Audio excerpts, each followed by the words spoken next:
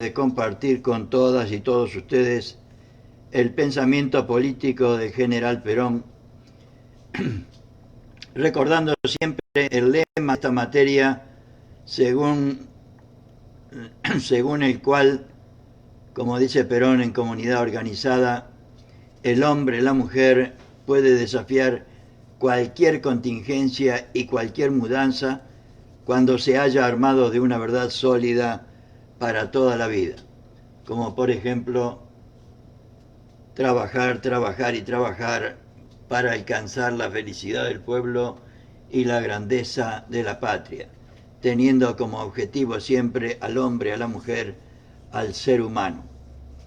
Y Perón, cuando nos habla de su proyecto político, nos indica que deberíamos reemplazar la desunión que provoca las opiniones personales de caudillos, caciques y sectarios por una doctrina, una causa, un ideal. Pero nos indica que esa doctrina constituye principios generales que deberían ser explicitados o explicados a través de teorías, y esas teorías deberían ser llevadas a la práctica a través de formas de ejecución. Lo que estamos haciendo con filosofía peronista no es ni más ni menos que la teoría correspondiente al principio peronista de que el hombre, la mujer, el ser humano es una dignidad, y por lo tanto ese concepto, esa dignidad es el fundamento de todos los derechos y por lo tanto determina el modo, la manera de vivir de todo peronista. Analizamos días anteriores, el jueves me parece, terminamos el capítulo segundo donde hablábamos de los antecedentes de la filosofía peronista refiriéndonos a los filósofos. Hoy vamos a entrar en el capítulo tercero hablando también de los antecedentes de la filosofía peronista, pero haciendo hincapié en los conductores. Y vamos a hacer referencia a dos experiencias, una en Grecia, una griega y otra romana, referida a los conductores como antecedentes del pensamiento y de la política peronista, de la filosofía peronista, mejor dicho.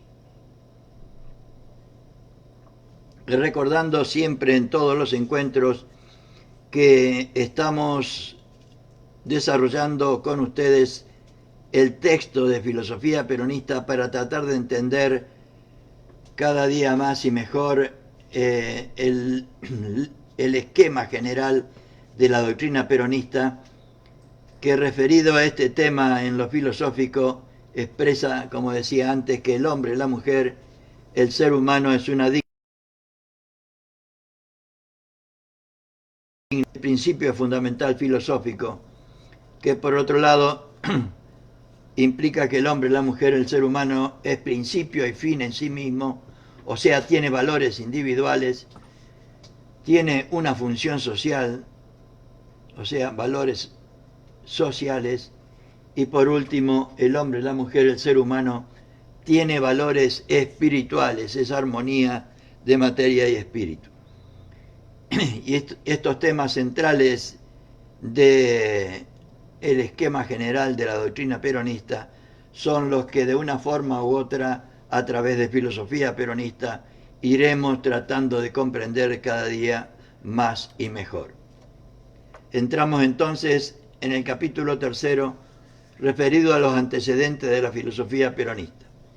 Y hoy vamos a ver solo los conductores, porque este capítulo se refiere a los conductores, al cristianismo y a los utopistas como antecedentes de la filosofía peronista.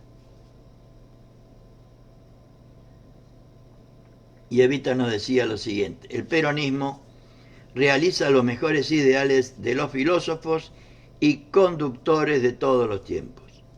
Nos lo dice en Historia del Peronismo. El justicialismo, como filosofía social, económica y política, no puede ser ajeno a las diversas experiencias que en el campo social han sido ensayadas con el propósito de mejorar las condiciones de vida de los hombres y de las mujeres.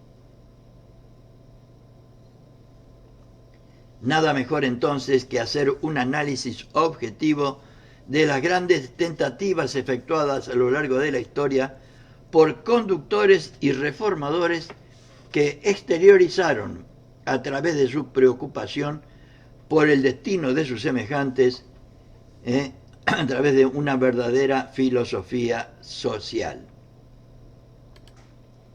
Por lo tanto, nos ocuparemos en este capítulo de los grandes conductores de pueblos, de los cuales Licurgo y los Gracos son, en cierto modo, el símbolo. En cierto modo decimos porque solo fueron geniales intuitivos de los intereses del pueblo. Nos ocuparemos además de los postulados de la doctrina social de Jesús, tal como son percibidos por nuestra sensibilidad justicialista. Te lo veremos mañana. Finalmente, también mañana nos referiremos a los utopistas, pensadores solitarios, que en épocas de frustración desplegaron su genio visionario en la construcción de quiméricas sociedades regidas por la justicia, como aspiramos los justicialistas o los peronistas.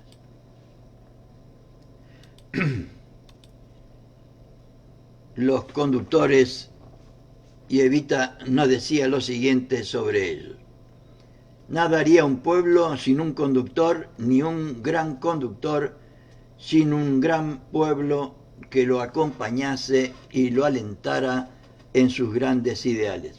Perón también siempre habla de la importancia, o sea, como que los conductores, o sea, los dirigentes son lo más importante y la tarea más importante que deberíamos tener nosotros en su capacitación. La concepción justicialista del desenvolvimiento histórico-social sostiene que para que puedan cumplir las grandes etapas de la historia de la humanidad hace falta la conjunción de dos elementos: un genio, o sea, un conductor que sepa ver en luminosa síntesis los problemas de la época que le toca vivir, y por otro lado, un pueblo abnegado y capaz de llegar a la máxima tensión de sus fuerzas para recorrer el camino que le señala el conductor. Siempre Evita y habla fundamentalmente Evita de esta conjunción siempre necesaria en toda la historia de un pueblo y un conductor a la altura de su pueblo y un pueblo a la altura de un conductor, que son los que hacen en conjunto la historia.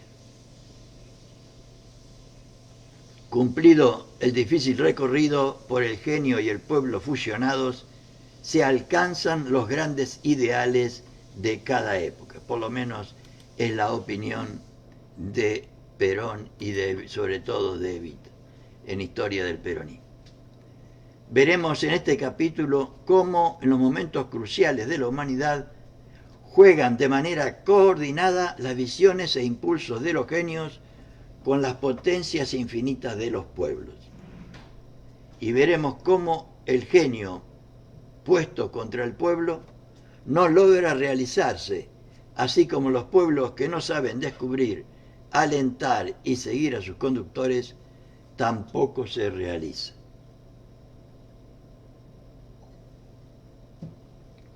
Es indudable que genio y pueblo necesitan encontrarse y corresponderse para lograr el cumplimiento de su vocación histórica.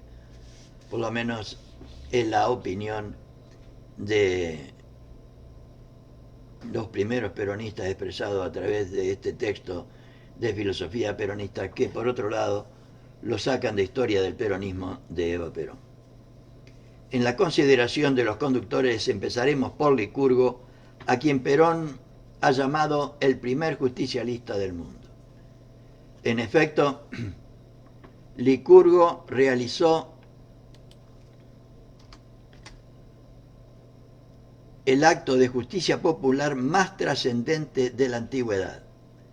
Él quitó por primera vez en la historia la tierra a los terratenientes, entregándola al pueblo, según no, lo dice Perón en el curso de conducción política que empezó a dictar el 1 de marzo de 1951 en la Escuela Superior Peronista, que yo no me cansaré de pedir y de peticionar para que la volvamos a recrear como una escuela del movimiento nacional y popular. Vamos a ver entonces a Licurgo, que vivió en el siglo IX a.C. en Esparta, la afamada Grecia. Hermano de un rey, a la muerte de éste le sucede en el gobierno. Estamos hablando de Licurgo. Llevado por su espíritu justiciero, ejerce el poder con una orientación que molesta profundamente a la clase aristocrática, por lo cual es obligado a desterrarse. Miren ustedes, la historia siempre se repite. Aprovechó su destino para estudiar la legislación de los países extranjeros, siempre con la esperanza de encontrar una forma más justa de organización político-social para el pueblo de su patria. Y miren qué coincidencia con la de Perón, ¿no? Porque esto fue escrito en 1954 y no tiene, porque podría pensarse de que lo escribieron para compararlo con Perón. Después de 18 años, dice acá, de recorrer el mundo estudiando la legislación de cada país, regresó a su patria en un momento en que la situación general había hecho crisis y el pueblo clamaba por una reforma amplia que defendiera sus intereses. Parece la repetición de la historia de Perón, incluso en la cantidad de años del 55 al 73. Licurgo fue el hombre de la reforma que el pueblo demandaba. Pero antes de entrar a explicar esta reforma y a fin de comprenderla más a fondo, haremos una rápida exposición de la situación político-social de Esparta, lo cual nos dará el escenario en el que actuó el legislador. En este tiempo, Esparta estaba dividida en tres clases sociales rígidas. Por un lado, los espartanos, cuyo número no pasaba de 9.000, los periecos o lacedemonios, y por último los hilotas, pues los esclavos no constituían una clase social. Los espartanos eran los que monopolizaban todos los derechos. Solo se ocupaban de la guerra y la educación de los niños y jóvenes estaba totalmente orientada a hacer de ellos buenos soldados. Esto era necesario para mantener la situación humillante de los que constituían el pueblo, que con su esfuerzo y sacrificio diario elaboraban la riqueza necesaria para que se mantuviera esa clase privilegiada que constituía la aristocracia guerrera. Por otro lado, los periecos, lacedemonios, que formaban la segunda clase social, vivían en las laderas de las montañas y en las costas del mar. Eran agricultores, artesanos, comerciantes, que si bien tenían algunos derechos civiles, carecían de todo derecho político. Como veremos, la situación de una clase tan productiva era por demás injusta. Los hilotas, en número de 200.000, eran los excluidos de Esparta. Pero Evita lo decía así. Los espartanos les prohibían reunirse, llevar armas, salir de noche, y como se multiplicaban, terminaron por autorizar a los jóvenes la cacería de los hilotas un día al año. Ay, ay, ay. Aclaremos, para gloria de los hilotas, que ellos fueron los antiguos hombres libres de Esparta, que cuando los dorios invadieron el país se resistieron, de ahí que fueran reducidos a esa condición por patriota, ¿no? De modo que su falta de rebeldía, no, perdón, en cambio los lacedemonios fueron los que aceptaron sin resistencia a la dominación, de modo que su falta de rebeldía, en este caso de patriotismo, fue premiada con mejores condiciones de vida por los dominadores, desde ya, por los dominadores.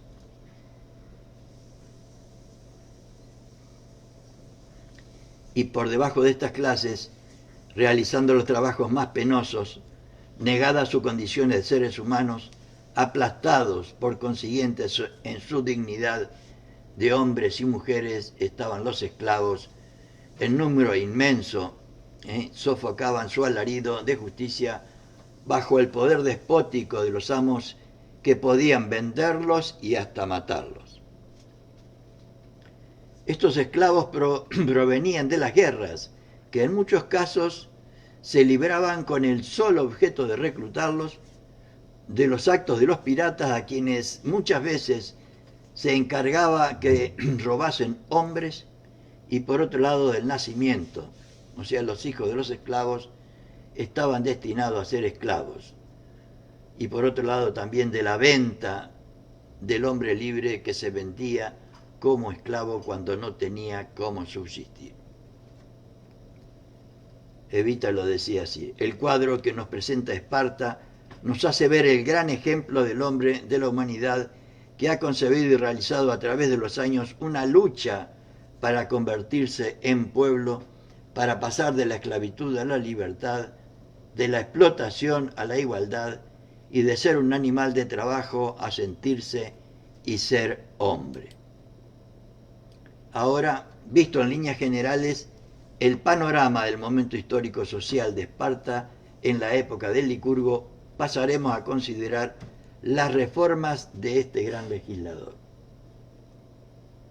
No olvidemos que estuvo 18 años exilado. Empecemos por la reforma agraria. Los lacedemonios, como hemos dicho, trabajaban la tierra que pertenecía a los espartanos, por lo cual pagaban un arrendamiento, como la historia siempre se repite. Cuando por cualquier razón los espartanos la necesitaban, se la quitaban sin resarcirlos por la expropiación. La historia se repite.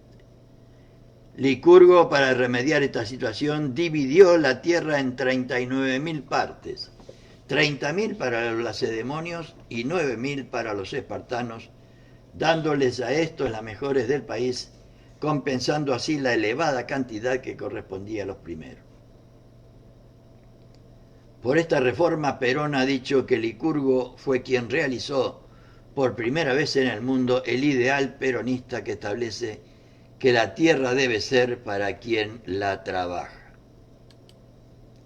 Ideal que todavía no hemos podido realizar.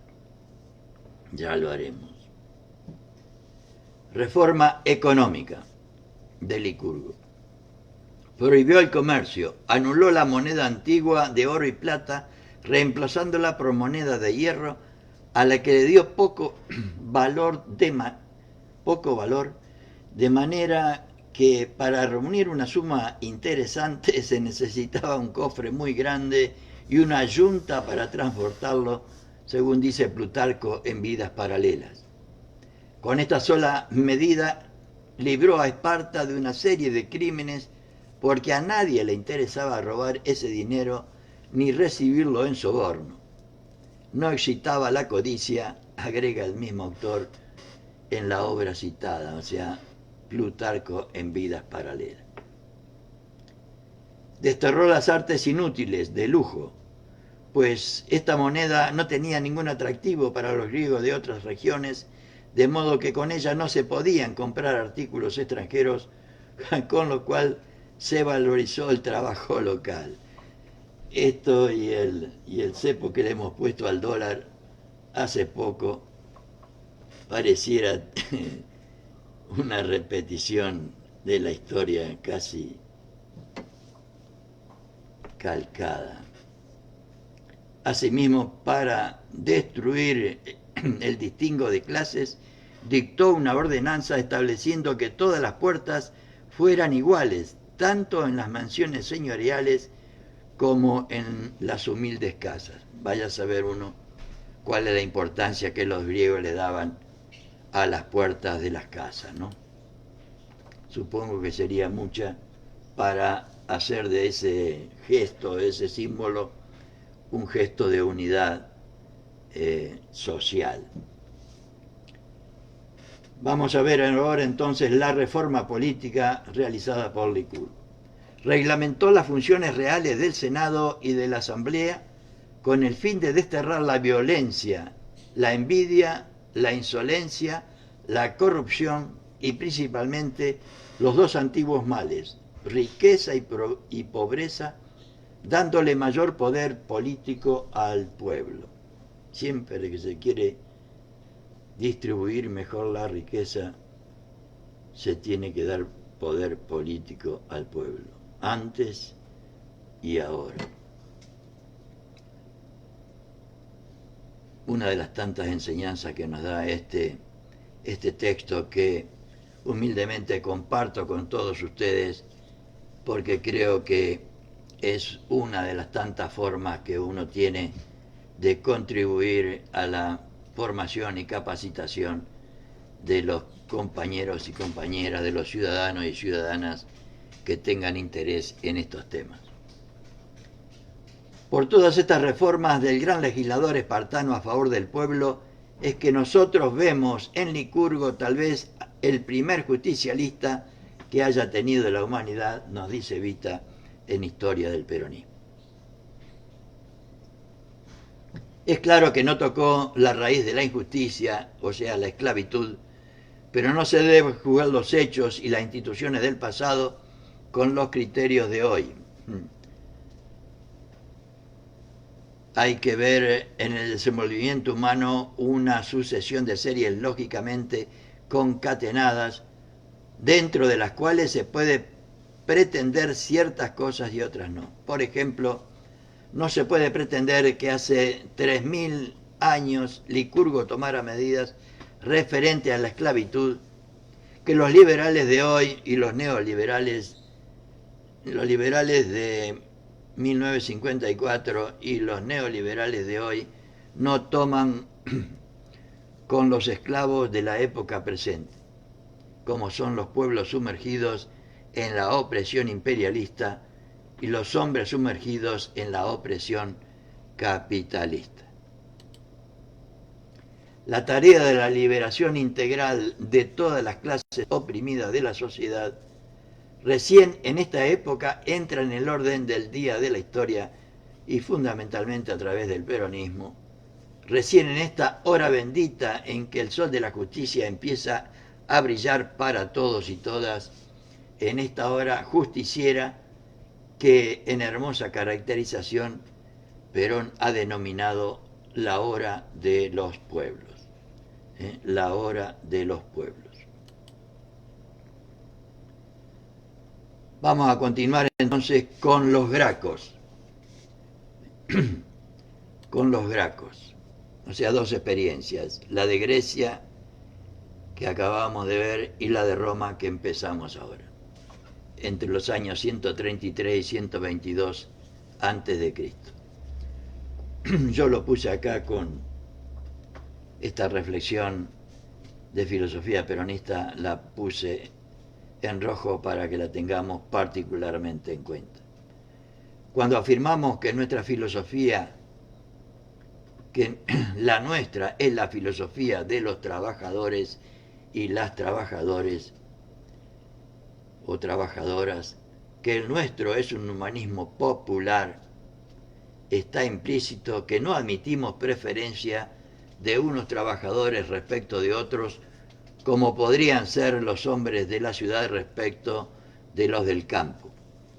Para nosotros, tan trabajador o trabajadora es el que empuña el martillo como el que maneja el arado, el que maneja la pluma como el que empuña la espada, siempre que su intención y su acción estén al servicio de la comunidad.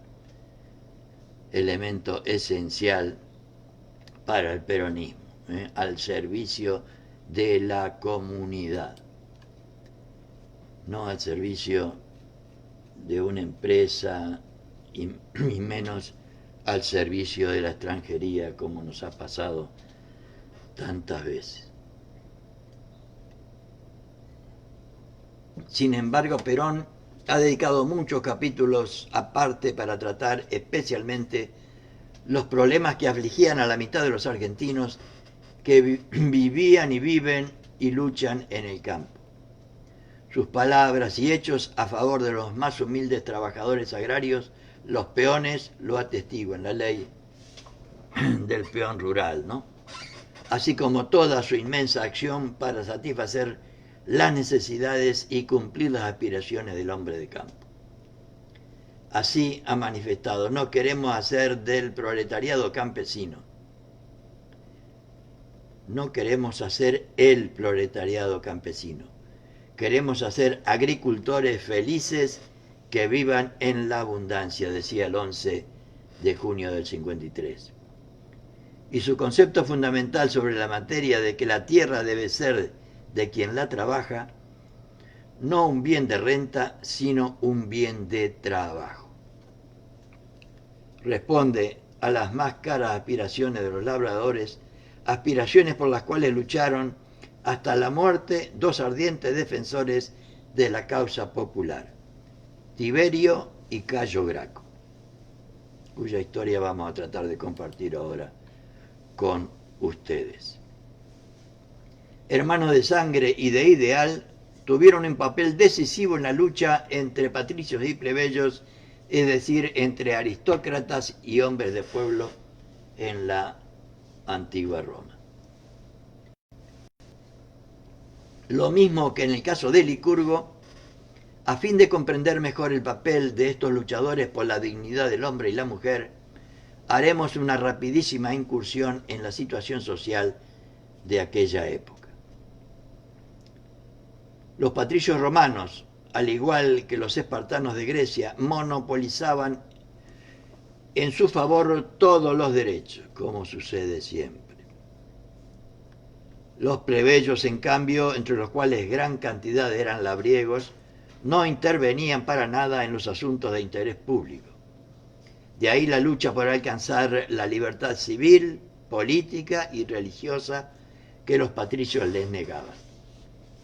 La lucha de los plebeyos por sus derechos se inició de una manera legal porque se hacía dentro del terreno de la ley y del derecho romano. Los plebeyos hacían sus peticiones por intermedio de los tribunos, que eran representantes del pueblo en lo concerniente a sus intereses. Y vemos entonces que el primer objetivo de la lucha fue la posesión de la tierra que trabajaban de sol a sol, pero que pertenecía a los patricios. Qué novedad. A los que por consiguiente debían dar en calidad de pago casi todo el fruto de su trabajo. La historia se repite, compañeras y compañeros. El segundo objetivo fue alcanzar cargos en el gobierno del país, con lo cual la administración política no se haría en contra de sus intereses. Ni más ni menos lo que trató de hacer el primer peronismo, el de antes y el de ahora. Alcanzar cargos, o sea,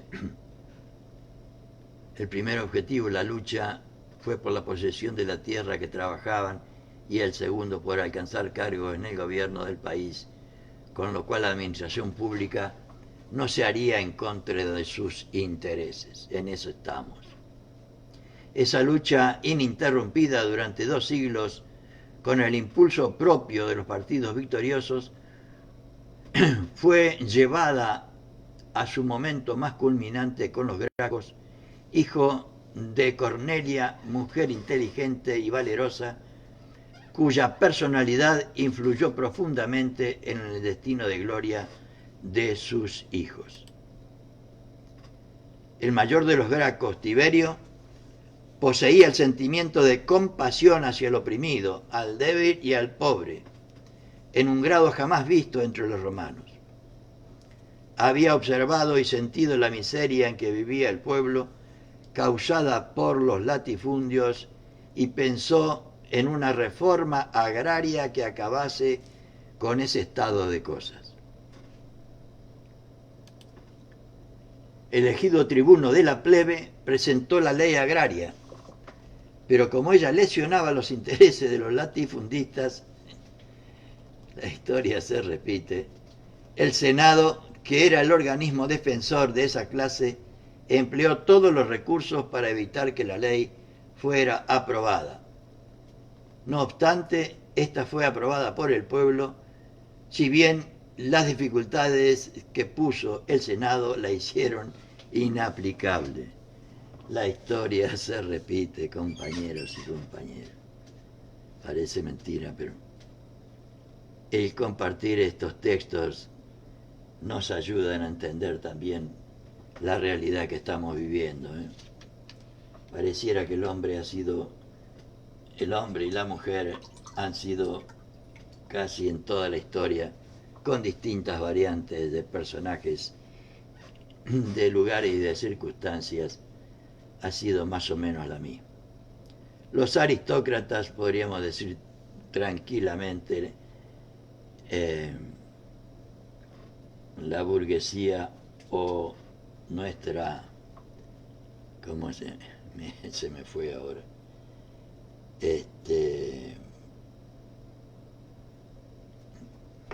Bueno, ya me va a venir. Los aristócratas encabezados por el Senado, como ya hemos dicho, iniciaron una oposición desesperada a Tiberio hasta que al fin consiguieron desprenderse de este tribuno apelando al crimen.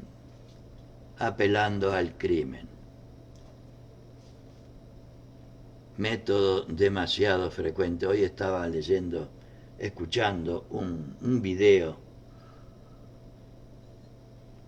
en el que un representante de las multinacionales explicaba claramente que su objetivo era ver los bienes permanentes que había en un determinado país, tratar de dominar a ese país por las buenas. Si no se podía, como pasó, ponía el ejemplo de Gaddafi y de el de Irak, no me acuerdo ahora el nombre. Si no se avenían, los mataban. Y parece que ahora lamentablemente también en Colombia está pasando exactamente lo mismo. Los aristócratas, encabezados por el Senado, como ya hemos dicho, iniciaron una oposición desesperada a Tiberio hasta que al fin consiguieron desprenderse de este tribuno apelando al crimen. Y así fue. El Senado provocó un desorden tal en la plaza pública que permitió a un grupo de aristócratas armados asesinar a este paladín de la justicia social. Estamos hablando el año 133 a.C. Las aguas del Tíber recibieron su cuerpo ultrajado. Su hermano Cayo tomó la bandera y continuó la batalla comenzada, luchando contra el partido aristocrático de una manera más resuelta.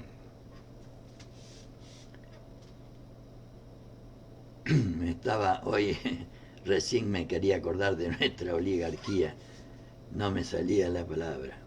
O sea, los aristócratas de aquella época y nuestra oligarquía no tienen ninguna diferencia.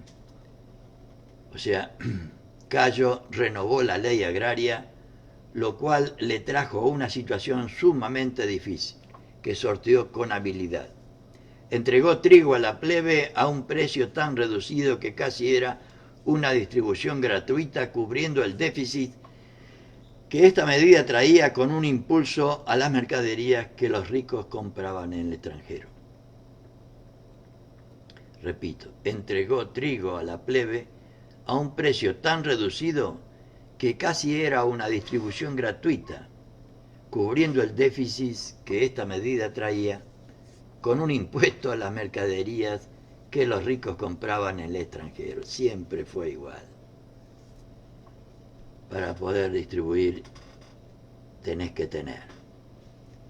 Para impedir represalias contra sus partidarios, prohibió que los magistrados pudieran procesar sin autorización del pueblo, lo que disminuía enormemente el poder del Senado. En resumen, transformó poco a poco en democracia la antigua constitución aristocrática de la República.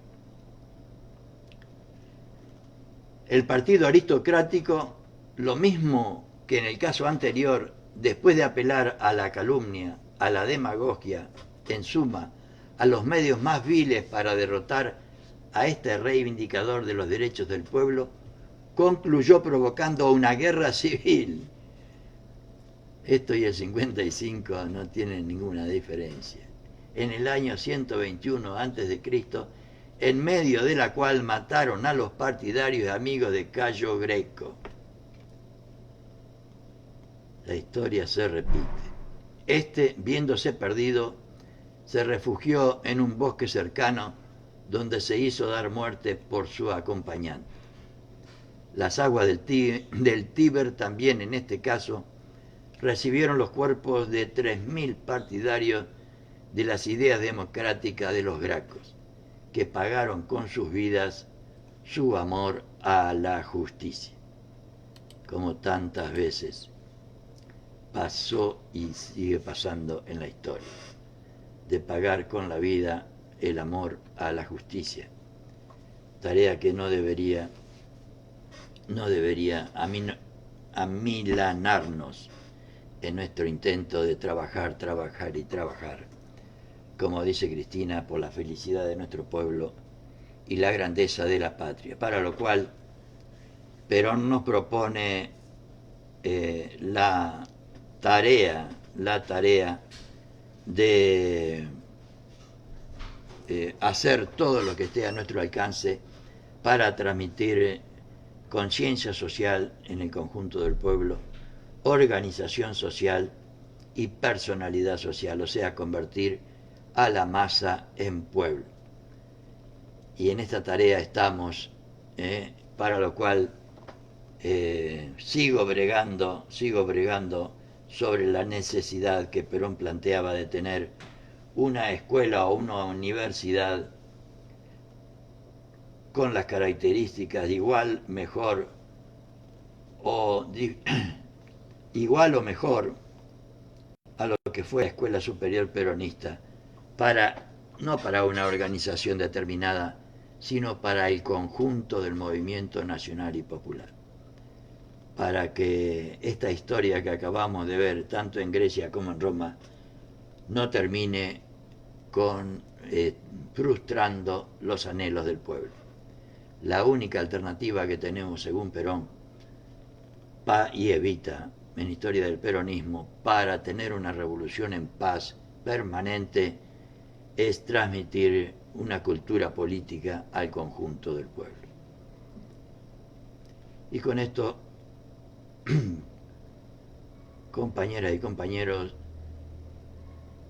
concluimos por hoy nuestro encuentro número 6, tratando de compartir con ustedes el texto de filosofía peronista, en la seguridad de contribuir a esto que estamos hablando, de entender un poco mejor la historia y nuestra doctrina como para llevarla a la práctica lo mejor posible.